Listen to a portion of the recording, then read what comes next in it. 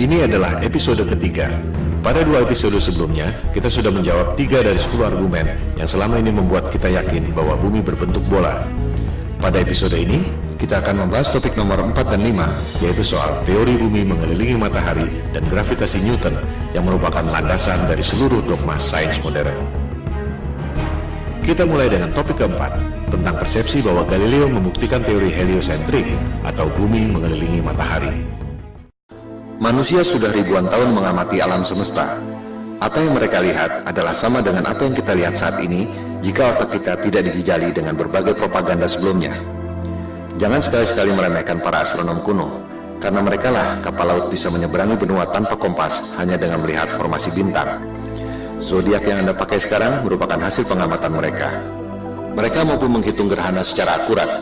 Jika Anda melihat situs resmi NASA, perhitungan astronom kuno masih digunakan sampai sekarang.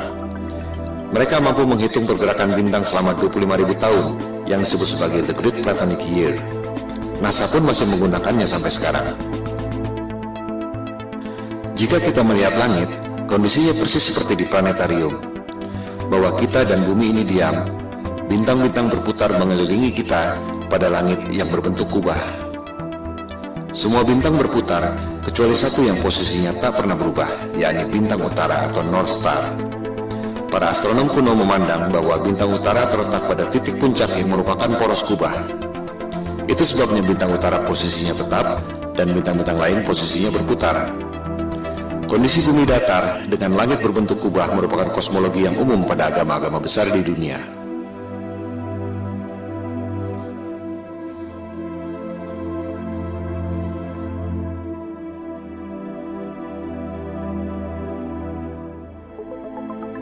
Yang tak banyak diketahui orang adalah peta standar dunia sebelum berdirinya NASA tahun 1958 adalah peta bumi datar. Silakan Anda buka situs Boston Public Library. Anda akan menemukan peta seperti ini. Judulnya, Peta Standar Dunia yang Baru. Ciri-ciri peta bumi datar ialah pusat lingkaran adalah kutub utara. Oleh sebab itulah jarum kompas selalu menunjuk arah utara, yaitu ke pusat lingkaran bumi. Posisinya persis di bawah bintang utara tempat semua bintang berputar, seperti yang telah dijelaskan tadi. Pulau-pulau dan benua-benua tersebar mengelilingi pusat lingkaran, yakni kutub utara. Sehingga, jika kita terbang dari barat ke timur, akan kembali ke tempat semula di barat, sesuai arah jarum kompas yang selalu menunjuk arah utara, yakni pusat lingkaran bumi. Bagian terluar adalah Antartika, tembok es yang mengelilingi bumi. Jika peta itu di zoom, tulisannya adalah lingkaran Antartika. Tak ada kutub selatan pada peta bumi datar. Antartika bukan benua, melainkan tembok es yang mengelilingi bumi. Boston Public Library itu masih menyimpan arsip peta-peta bumi datar yang merupakan peta standar dunia sebelum NASA didirikan tahun 1958. Antartika bukan benua. Jika di zoom, tulisannya Impassable Ice atau tembok es yang tak dapat dilewati. Kita akan membahas soal tembok es Antartika ini pada episode berikutnya. Juga akan dibahas bagaimana USGS, United States of Geological Survey, lembaga paling kredibel di bidang geologi dan ilmu bumi, membuat peta bumi bola berdasarkan peta bumi datar. Anda bisa cek sendiri di situs USGS. Pembuatan peta bumi datar menjadi bumi bola disebut azimuthal equidistant dengan menggunakan rumus matematika yang dibuat oleh Al-Biruni, cendekiawan Muslim 1000 tahun lalu. USGS menerangkan bahwa peta bumi datar merupakan dasar yang akurat untuk membuat peta atlas nasional Amerika Serikat untuk mengukur jarak penerbangan dan menentukan arah antena. Bahkan, disebut pula bahwa peta bumi datar merupakan dasar pembuatan logo PBB tahun 1945. Inilah realitas peta dunia sebelum dibentuknya NASA tahun 1958. Silakan Anda perhatikan logo PBB. Kutub utara adanya di tengah lingkaran. Benua-benua mengelilingi pusat lingkaran. Tak ada kutub selatan alias Antartika di logo PBB. Yang ada ialah tembok es yang mengelilingi bumi datar. Anda pun bisa cek sendiri video resmi yang diterbitkan oleh Gedung Putih Amerika Serikat. Terlihat di situ ruang rahasia Presiden Kennedy yang menjabat sampai tahun 1963 menggunakan peta bumi datar di ruang kerja rahasianya. Kita akan membahas hal ini pada episode 4 setelah episode 3 ini. Kembali pada kosmologi bumi datar. Teori bumi pusat alam semesta ini disebut geosentrik, menjadi bagian dari sains sejak dipaparkan oleh ilmuwan Yunani kuno Ptolemy Ia menghitung dengan rumus matematika secara cermat tentang pergerakan benda-benda langit mengelilingi bumi. Perhitungan Ptolemei sangat akurat, sampai sekarang masih sering dibuatkan model komputernya.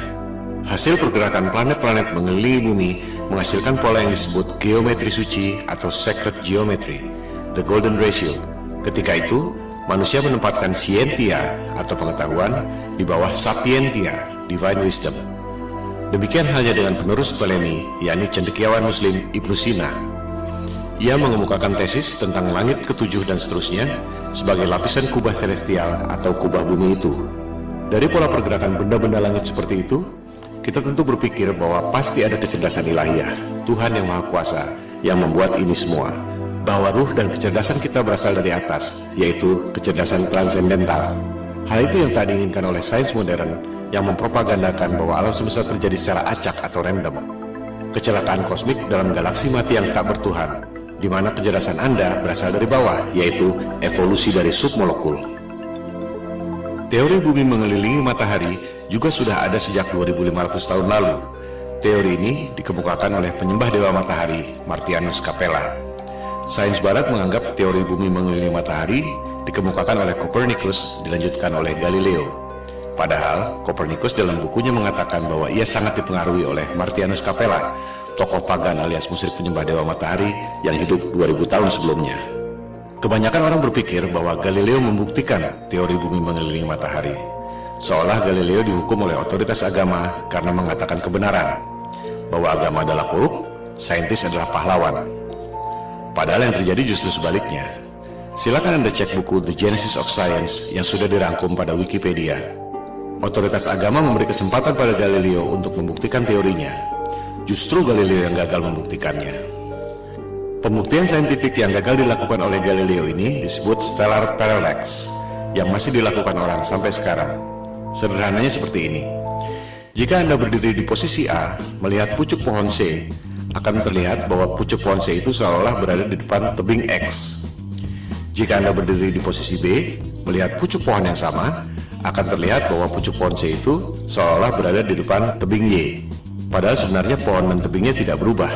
Yang berubah adalah posisi dan sudut pandang Anda. Analogi sederhana itu diterapkan pada sudut pandang kita lewat teleskop jika betul bumi berputar mengelilingi matahari dalam 12 bulan. Ketika bumi berada di posisi A, katakan pada bulan Januari, kita melalui teleskop akan melihat bintang C, posisinya ada di depan rasi bintang X. Setengah tahun kemudian, misalnya pada bulan Juli, kita melalui teleskop akan melihat bintang C, posisinya ada di depan rasi bintang Y. Sederhana bukan? Pengujian stellar parallax ini yang dilakukan oleh Galileo dengan menggunakan teleskop. Hasilnya gagal. Rasi bintang tidak berubah. Artinya, buminya diam, tidak berputar mengelilingi matahari. Hal ini yang tidak diajarkan di sekolah. Seolah-olah Galileo dihukum karena menyampaikan kebenaran. Padahal ia gagal membuktikan teorinya. Galileo marah dan menyerang Paus Urban VIII lewat buku Dialogue Concerning the Two Chief World Systems. Jadi, sebenarnya ia dihukum karena pemberontakan politik, bukan karena sains. Disinilah kebohongan sains modern dimulai. Teori bumi mengelilingi matahari diajarkan di sekolah-sekolah Eropa sejak abad ke-16, meski sebenarnya belum terbukti. Bahkan ketika itu belum ada teori gravitasi. Ini merupakan konsekuensi politik Eropa abad pencerahan yang ingin lepas dari otoritas agama. Percobaan stellar parallax ini terus dilakukan sampai berabad-abad kemudian. Terakhir dilakukan oleh NASA dan Harvard University. Silakan Anda cek, hasilnya ada di perpustakaan Harvard University. Seiring dengan kemajuan teleskop, dilaporkan bahwa terlihat posisi bintang memang berubah. Masalahnya, yang separuh bergerak ke kiri, yang separuh lagi bergerak ke kanan. Fenomena ini disebut negative parallax. Artinya apa? Artinya tak mungkin bumi mengelilingi matahari jika bintangnya bergerak berlawanan arah. Artinya, buminya diam, posisi bintang-bintangnya yang berubah. Separuh ke kiri, separuh ke kanan. Ini hanya mungkin terjadi jika kubah celestialnya, alias langitnya, ada berlapis, seperti yang dikemukakan oleh Ibnu Sina tadi. Kesimpulannya, persepsi bahwa Galileo membuktikan teori bumi mengelilingi matahari adalah salah besar. Pertama, Galileo gagal membuktikan teorinya, di mana rasi bintang atau stellar parallax tidak berubah. Kedua, sampai zaman modern pun, NASA dan Harvard University tak berhasil membuktikan stellar parallax. Yang ada justru negative parallax, separuh rasi ke kiri, separuh rasi ke kanan.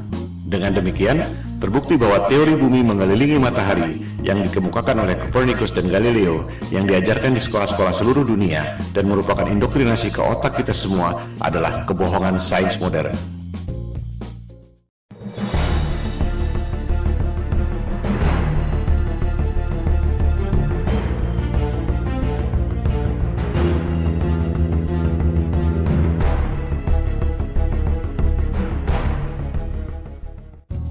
Teori gravitasi adalah fondasi utama yang merasionalkan teori bumi bola mengelilingi matahari. Kita tidak jatuh meski posisi kepala kita di bawah dan kaki kita di atas karena gravitasi. Kita tidak terlempar meski bumi berputar mengelilingi matahari karena ada gravitasi. Tapi, bisakah Anda menjawab mengapa air laut bisa nempel seperti kena power glue sementara balon gas bisa terbang? Bisakah Anda menjawab apa yang membuat matahari punya gravitasi sehingga mampu menarik planet-planet mengelilinginya? Kalau Anda bisa menjawab, silakan ajukan ke Komite Nobel. Sebab Einstein pun sudah berusaha menjawabnya dengan teori relativitas dan ia tak dapat hadiah Nobel untuk itu. Kebanyakan orang tak menyadari bahwa gravitasi Newton dan juga relativitas Einstein adalah teori, bukan fakta. Mari kita buktikan. Newton mengemukakan teori gravitasi tahun 1678 untuk merasionalkan teori bumi mengelilingi matahari yang terakhir dikemukakan oleh Galileo tahun 1615. Ketika itu, orang baru tahu ada medan magnet bumi lewat buku yang ditulis oleh William Gilbert berjudul The Magnet. Yang dimaksud The Magnet di sini adalah medan magnet bumi yang membuat jarum kompas selalu menunjuk arah utara. Gilbert mengatakan bahwa bumi ini seperti medan magnet raksasa. Lewat legenda apel jatuh ke kepala Newton, ia berasumsi dan berteori bahwa benda jatuh karena gaya tarik bumi. Persis seperti medan magnet membuat jarum kompas menunjuk arah utara. Padahal, jika kita ganti jarum kompas dengan kayu, maka medan magnet bumi tak dapat menariknya. Dari situ, untuk mendukung teori bumi mengelilingi matahari, Newton berasumsi dan berteori bahwa planet-planet mengelilingi matahari karena gravitasi. Ia pun membuat rumus gravitasi yang terkenal itu. Rumusnya memang benar, menghitung massa dua buah benda, jarak, dan gayanya. Tapi itu tidak membuktikan bahwa bumi punya gaya tarik. Silakan Anda cek, Newton tak dapat membuktikan mengapa apel jatuh ke kepalanya secara vertikal, tapi bumi terkena gravitasi matahari, berputar keliling-keliling, tak ada habisnya. Sebuah fenomena bisa dijelaskan lewat penjelasan saintifik yang berbeda. Mari kita ambil beberapa contoh. 1. Fenomena elektron berputar mengelilingi inti atom. Apa penyebabnya? Newton akan menjawab gravitasi, persis seperti bumi mengelilingi matahari. Betul? Jelas salah. Niels Bohr, ilmuwan penemu kuantum leap dalam atom, mengatakan bahwa itu disebabkan oleh elektromagnetik, bukan gravitasi. Tak ada gravitasi pada atom. Rumus gravitasi Newton sama sekali tak bisa diterapkan untuk menghitung pergerakan atom. Di sini letak inti masalahnya. Ketika Newton hidup, ia tak tahu ada elektromagnetik.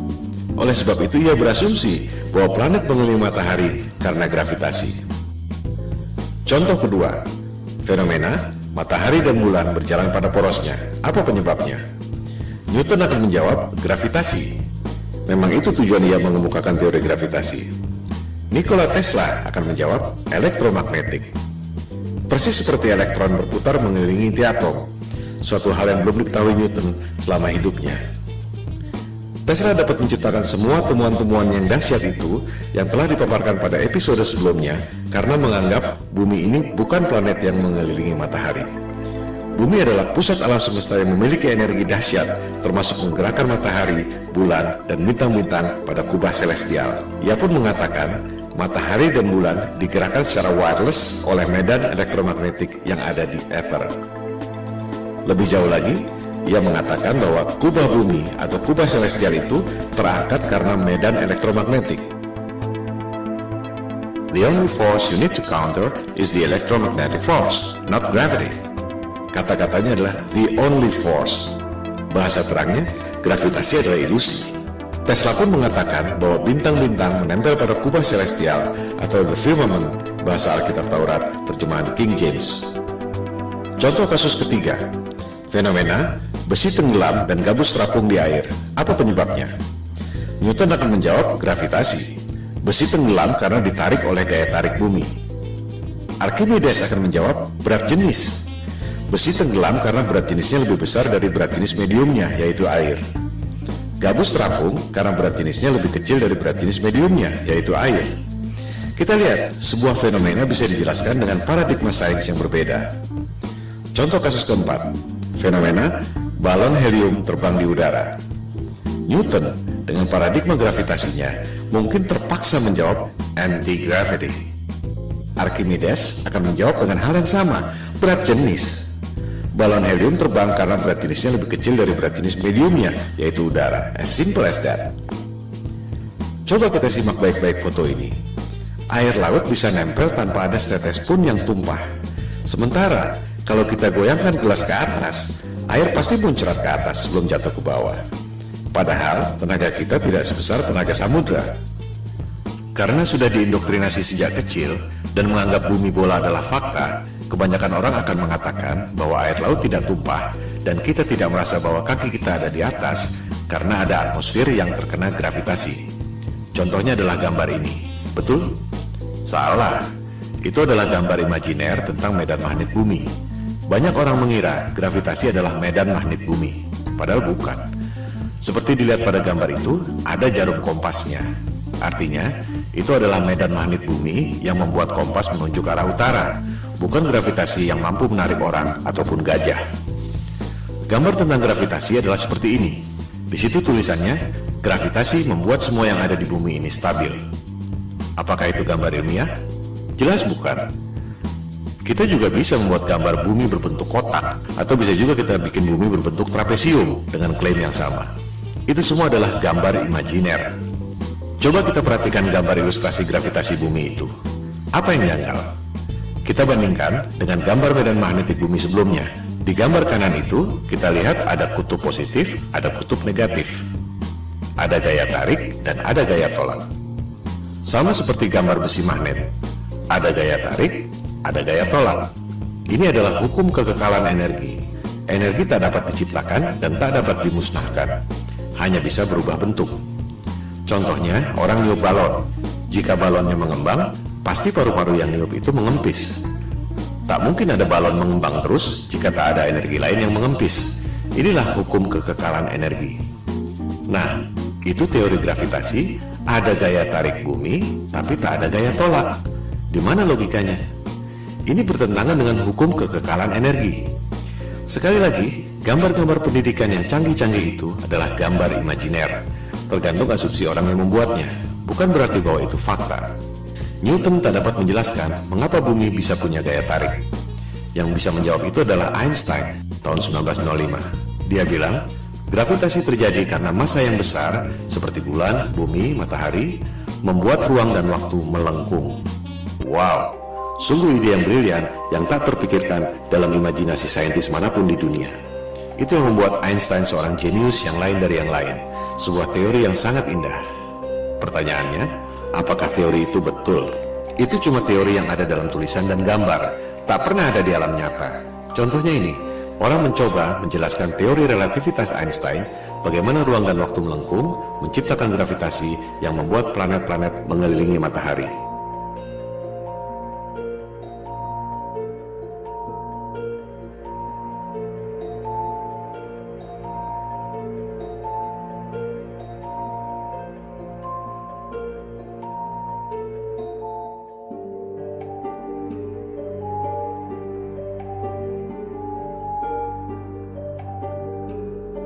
Kita lihat, tetap saja bola-bola yang kecil itu jatuh kan? Tak mungkin ada benda berputar-putar terus selama ribuan tahun. Ini semua adalah teori ilusi, dan orang sedunia terpesona dengan pertunjukan sulap itu. I hate to say this, but there's no such thing as the force of gravity. What? I wish I didn't know that. Sorry, say that again, Marcus. There's no such thing as the force of gravity. Well, explain that. I can explain it with some maggots. That's why it took Einstein to realise, it took a genius to realise that there is no force, but all that's happening is the Earth is moving in a straight line, but of course a straight line, or the shortest distance between 2 points, in a kind of curved thing like this, is a circle. It's a circle. Sort of like using psychedelic drugs, say. Gravitasi adalah ilusi, yang nyata adalah elektromagnetik dan berat jenis. Mari kita buktikan.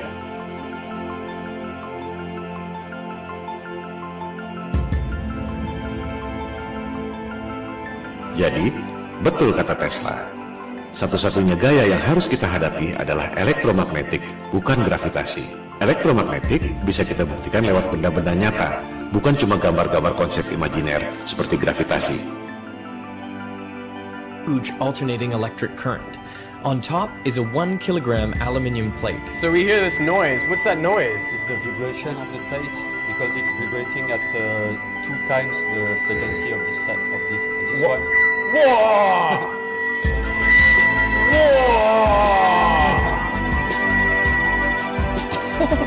How does it do that? To find out, I've come to the place where it all started, the Royal Institution in London. Ini semua bermula dari abad pencerahan Eropa, di mana kelompok Freemason atau penyembah iblis yang kebanyakan adalah para intelektual, raja-raja, bangsawan, dan aristokrat ingin menggantikan peran agama dan ketuhanan untuk menguasai umat manusia di dunia. Mereka tidak melakukannya dengan tentara seperti Genghis Khan atau Alexander yang Agung. Kaum Freemason melakukannya lewat intelektual, propaganda, dan mind control. Bermula dari teori bumi mengelilingi matahari. Supaya kelihatan masuk akal, dibuatlah teori gravitasi. Padahal benda jatuh ke bumi karena berat jenis, dan benda bisa berputar-putar dalam orbit karena elektromagnetik. Untuk membuktikan bahwa gravitasi itu nyata, Einstein membuat teori relativitas. Ruang dan waktu melengkung dan membuat gravitasi. Padahal, kalau konsep itu dibuktikan lewat benda, terbukti bahwa benda-benda yang kecil-kecil itu pasti jatuh juga ke benda yang besar. Supaya kelihatan rasional, dibuatlah asumsi baru. Ada kekuatan maha dahsyat yang membuat benda itu berputar-putar, yaitu Big Bang. Apakah Big Bang itu fakta? Jelas bukan. Itu adalah teori. Bahkan di kalangan mereka sendiri pun, Einstein misalnya, tak percaya dengan Big Bang. Ia berpikir bahwa alam semesta ini steady state, tak ada awal, tak ada akhir. Big Bang dan gravitasi adalah Tuhan palsu sains modern. Semua pertanyaan yang tak terjawab dilemparkan pada dua hal itu. Media-media dan dunia pendidikan mempropagandakan teori Big Bang seolah fakta, lengkap dengan gambar-gambar canggih yang sebenarnya cuma imajiner. Berikut usia alam semesta 14 miliar tahun yang sebenarnya cuma perhitungan matematika berdasarkan asumsi. Oleh sebab itulah Tesla mengatakan, para saintis ini hanya menghitung matematika dari rumus ke rumus, dan akhirnya menciptakan struktur yang tak ada hubungannya dengan realitas. Model alam semesta berdasarkan asumsi matematika itu, jika asumsi dasarnya salah, maka semuanya runtuh. Gravitasi adalah ilusi, yang nyata ialah elektromagnetik dan berat jenis. Oleh sebab itulah, Goethe, intelektual terkenal dari Jerman, mengatakan bahwa gravitasi Newton itu adalah mistisisme sains. Newton menipu diri sendiri. Saya mengutuknya. Itu adalah kosmologi orang gila, kata Goethe. Dengan demikian, kita tutup argumen kelima yang membuat kita sebelumnya yakin bahwa bumi ini berbentuk bola. Gravitasi Newton adalah teori, ilusi, konsep imajiner berupa gambar-gambar yang tak pernah bisa dibuktikan lewat benda. Gravitasi dan juga Big Bang adalah Tuhan palsu yang merupakan fondasi utama kebohongan sains modern.